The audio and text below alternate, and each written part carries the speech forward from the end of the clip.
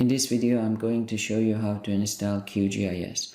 Reach to your e-learning, download the softwares through this link. If you click on that, it's going to take you to Google Drive folder, and here you have access to Python and QGIS. There is another folder for tools. For today, we are not going to use this, so I'm going to download these two and show you how to install it. So first I'm going to download Python. So it says it's scanning for virus. Wait a few seconds and it's gonna download it. And we do the same for QGIS. Probably it's gonna take few seconds or minute. So in the meantime, I go back to the course homepage and talk about the other two links. So here I made a link for you if you are interested to know more about QGIS and its strengths to compare with the ArcGIS or ArcMap or ArcPro. So here there are some information that you can go through it and see what you can do with this software. Also in the ranking list, you see the top GIS softwares versus ArcGIS Pro and QGIS 3 that we are going to use in this class. Indeed, it's quite it's quite good software, and it's almost very close to the ArcGIS Pro. The good thing about QGIS, first, it's free, and second, you can install in different platforms as well, different machines. So let's go back to the homepage. The second link, indeed, it takes you to QGIS official website. So here you have access to download the new versions. As you see, new version 3.10, 3.12 is available, but we are not going to use this because it's unstable. And remember, the most or let's say the newest software always has some bugs, so it's better you use a little bit older version. So for QGIS, we're gonna use version 3.4 because this is the most stable version available since 2019. So you have the software there, but if you are using like Mac or Linux system, so you can go ahead and download the version.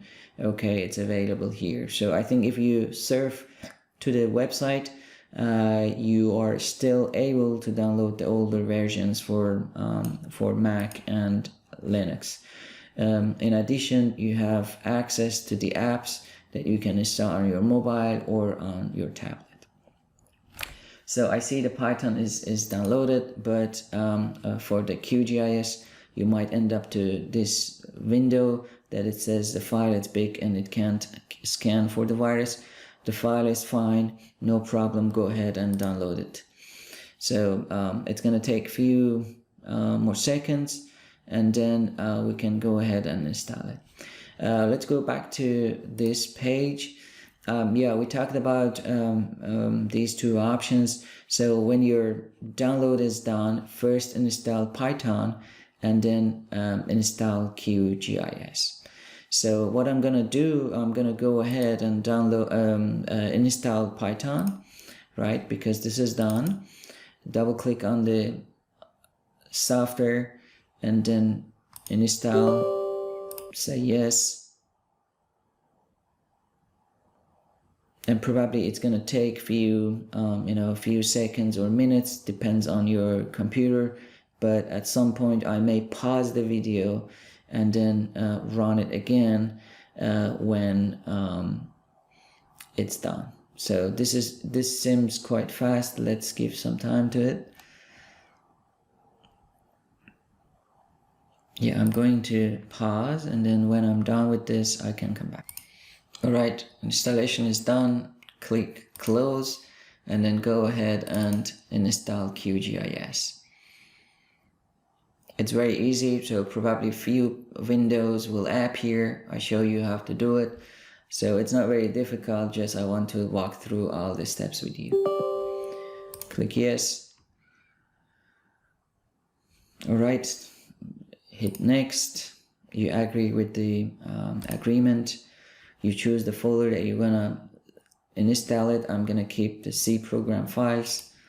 And then here the software makes available 3 data sets for practice.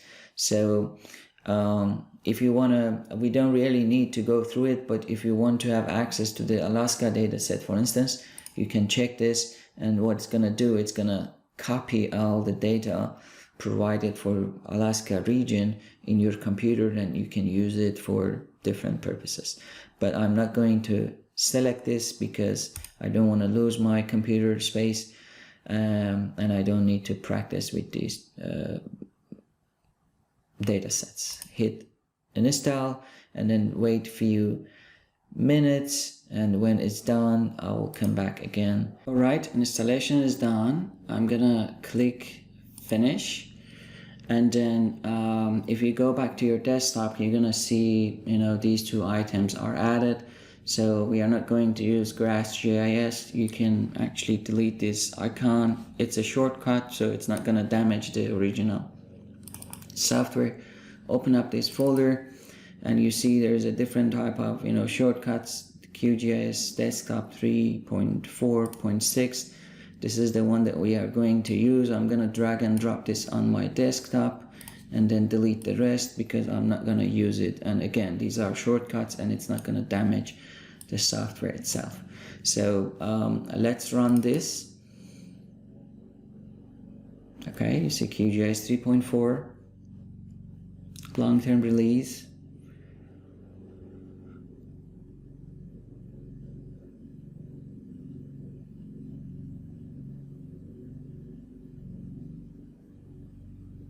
Alright, so when I'm opening this, so because I had few other, you know, project as my computer, that's why it's showing, you know, a shortcut for those. So what you're gonna get indeed is the empty, you know, space here, and probably gonna end up to something to this. So the software, you see it has 3 main panels.